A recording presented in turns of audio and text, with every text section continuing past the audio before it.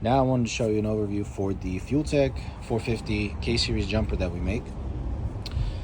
Basically, it's very straightforward. You will have an ECU connector. We have these two connectors here. Those connect to the engine harness directly. When you use this, you still need to have a jumper harness for your chassis. So either if you're running an EG, an EG specific harness, an EK harness, or something like our universal fuse box that will utilize the C101 connector, and this E connector is very important. That'll go into here. So this by itself is going to allow you to run a Fueltech, but you still need a chassis specific harness to power everything properly. This relay here is for VTEC activation.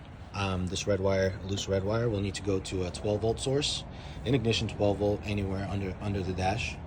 It comes with a Deutsch connector for this expansion connector, and basically this just has extra inputs and outputs that we added so you can utilize additional equipment.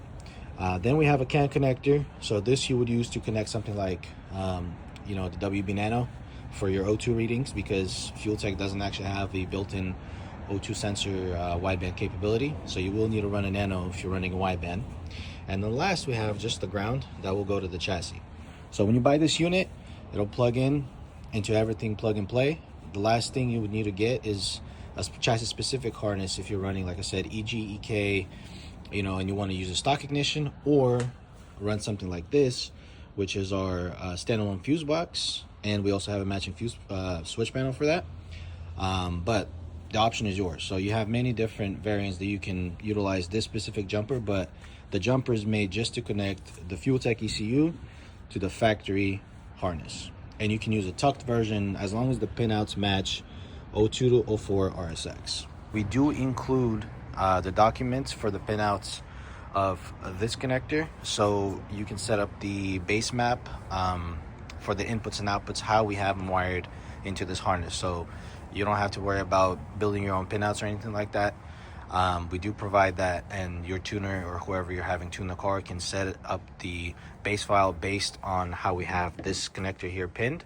But as far as powers and grounds, they're all pinned to the Fueltech standard connection pinout. Also, another note, if you're using this on a 02 to 4 RSX, you don't need a chassis specific harness. So this harness is all you need for that. The engine harness will connect here, to these connectors, and then the E connector will connect to the factory E connector that's on the chassis harness that you already have.